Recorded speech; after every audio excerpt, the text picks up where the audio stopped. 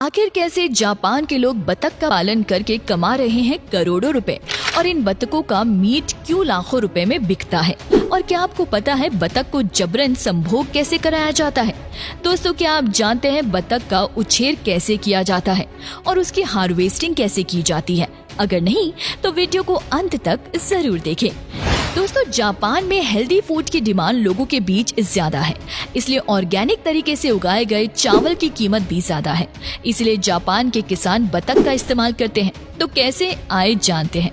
दरअसल सबसे पहले मार्केट से बतख के बच्चे को लाया जाता है और इसे एक सप्ताह तक एक बॉक्स बनाकर बल्ब के नीचे रखा जाता है, क्योंकि बच्चे को गर्मी की जरूरत होती है। इस दौरान खाना और पानी बीच बीच में डाला जाता है।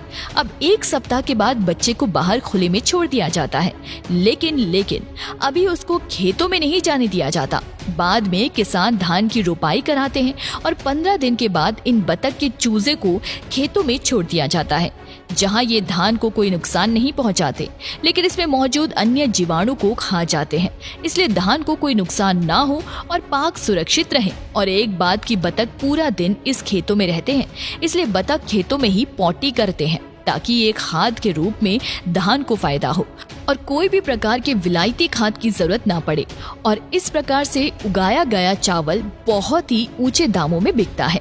अब बारी आती है इन बड़े हो चुके बतख से और ज्यादा पैसा कमाने की, मतलब कि इन बतख को फैक्ट्री में बेचने की। क्योंकि इन बड़े बतख का अब कुछ काम नहीं रहता, इसलिए इन सारे बतख को एक ट्रक में लोड करके फैक्ट्री में ले जाया जाता है, जहां कुछ वर्कर इस बतख को मशीन में लगे हुक में लगा देते हैं। कुछ इस तरह आप देख सकते हैं, जहां पर उन्हें ऑटोमेटिक मशीन में गुजारा जाता है। अब इनको एक और मशीन से गुजारा जाता है, जहां पर इनके पंख निकाले जाते हैं। लेकिन आगे खड़े वर्कर्स इनको पानी से अच्छी तरह से साफ कराते हैं, ताकि इनके कुछ बचे हुए पंख निकल जाए और इनकी अच्छे से सफाई भी हो जाए। अब इन बतख को कन्वेयर के जरिए आगे भेजा जाता है। वहाँ पर वर्कर इनके पैरों की कटिंग कर लेते हैं और इनको आगे भेज देते हैं, जहाँ पर फिर से इनकी सफाई की जाती है। और एक वर्कर इनके बीच में एक चीरा लगा देते हैं, ताकि इनके पेट में भरी गंदगी को निकाला जा सके। अब इनको उल्टा लटका कर एक ऑटोमेटिक मशीन इनकी गर्दन को काट लेती है। बाद में इसी प्रकार इससे इनके सभी बॉडी पार्ट को काट लिया जाता है। फिर आगे खड़े वर्कर इन सभी पार्ट को एक बास्केट में भरकर उसमें बर्फ डालकर पैक कर देते हैं और ये अब मार्केट में बिकने के लिए तैयार है। तो आज के लिए बस इतना ही।